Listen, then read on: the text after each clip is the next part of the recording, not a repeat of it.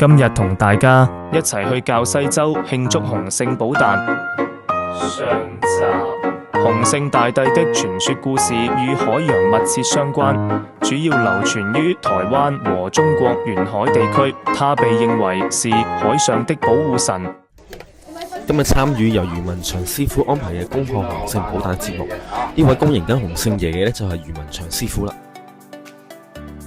恭請完洪聖爺之後呢，武師姐就必須係要以三跪九叩嘅形式去參拜喎。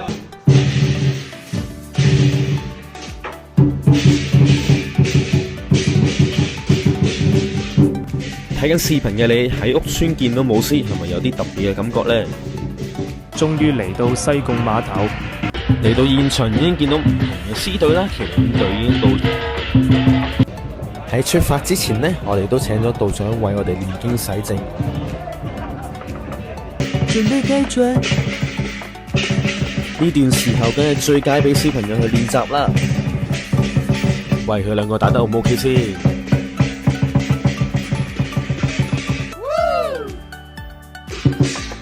請留意下集，同大家分享去滘西洲洪聖寶誕嘅體驗啦。